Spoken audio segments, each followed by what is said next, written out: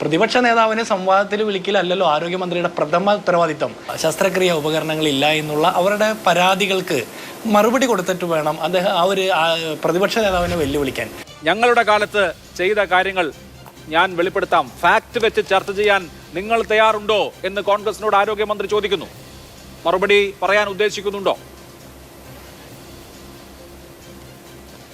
ശ്രീ അഭിലാഷ്, ആരോഗ്യമന്ത്രി വീണ ജോർജ് അവർ സംവാദത്തിന് തയ്യാറാകേണ്ട കുറേ ആളുകളുണ്ട്. അത് പ്രതിപക്ഷ നേതാവിനോടല്ല. ആദ്യം സംവാദത്തിന് തയ്യാറാകേണ്ടത് കേരളത്തിലെ സാധാരണ മനുഷ്യരോടാണ്.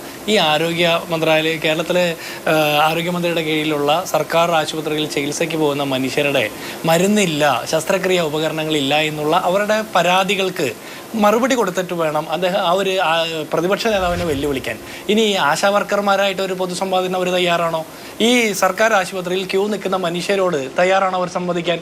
പ്രതിപക്ഷ നേതാവിനെ സംവാദത്തിൽ വിളിക്കലല്ലോ ആരോഗ്യമന്ത്രിയുടെ പ്രഥമ ഉത്തരവാദിത്തം.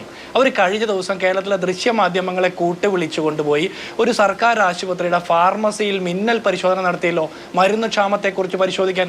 അന്വേഷണത്തിന്റെ റിപ്പോർട്ട് എന്താണ് അഭിലാഷേ? അതിനെക്കുറിച്ചൊരു മറുപടി അവർ പറയണ്ടേ? ഈ മരുന്ന് എന്തുകൊണ്ടാണ് ക്ഷാമം വന്നത്? ഫാർമസിസ്റ്റുകൾ അത് പൂഴ്ത്തി വെച്ചിട്ടാണോ? മരുന്ന് കമ്പനികൾ കൊടുക്കാഞ്ഞിട്ടാണോ? എന്തുകൊണ്ടാണ് സാധാരണക്കാരായിട്ടുള്ള രോഗികൾക്ക് മരുന്ന് കിട്ടാത്തത്? അവർ ആ മിന്നൽ പരിശോധനയുടെ റിസൾട്ട് എന്താണെന്ന് പറയണ്ടേ? ഇത്തരം PR എക്സസൈസുകൾ നടത്തുന്നതിന് പകരം മുൻ മന്ത്രിമാരെ വെല്ലുവിളിക്കോ പ്രതിപക്ഷ നേതാവിനെ വെല്ലുവിളിക്കോ അതൊക്കെ അവരുടെ രാഷ്ട്രീയം. ഞാൻ പറയുന്നത് കേരളത്തിലെ സാധാരണ മനുഷ്യരുടെ രാഷ്ട്രീയത്തെ കുറിച്ചിട്ടാണ്. സാധാരണ മനുഷ്യർക്ക് വെല്ലുവിളിയും അതിനുള്ള മറുപടിയും സംവാദമൊന്നുമല്ല ആവശ്യം.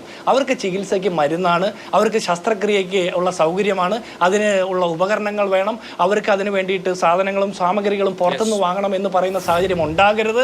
ഇതെല്ലാം ഉണ്ടാകണം അല്ലേ? നമ്മൾ നികുതി കൊടുക്കുന്നത് ഈ ആശുപത്രികളുടെ പ്രവർത്തനം നന്നാകാനും ആരോഗ്യമന്ത്രിക്ക് ശമ്പളം കൊടുക്കുന്നതൊക്കെ നമ്മുടെ സാധാരണ മനുഷ്യർക്ക് ചികിത്സ ഉറപ്പാക്കാനാണ്. പ്രതിപക്ഷ നേതാവിനെ വെല്ലുവിളിക്കാനും സംവാദം നടത്താനുമല്ല.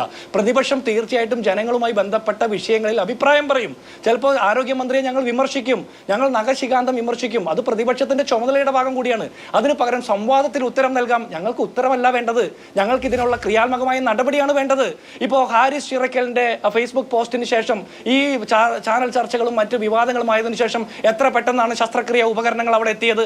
അപ്പൊ ഈ പറഞ്ഞ ചുവപ്പ് നാടയുടെ ഈ സാങ്കേതിക തടസ്സങ്ങളൊന്നും ബാധകമല്ലല്ലോ. അപ്പോൾ ഞാൻ ചോദിക്കട്ടെ, ഇവർ പറയുന്ന ഈ PR എക്സസൈസിനപ്പുറം സാധാരണ ജനങ്ങൾ അവർ അനുഭവിക്കുന്ന പ്രശ്നങ്ങളെ അഡ്രസ് ചെയ്യാൻ പറ്റാതെ വരുമ്പോഴാണ് ഈ വെല്ലുവിളി നടത്തുന്നത്. നമുക്ക് വെല്ലുവിളി അല്ലല്ലോ അഭിലാഷ വേണ്ടത്.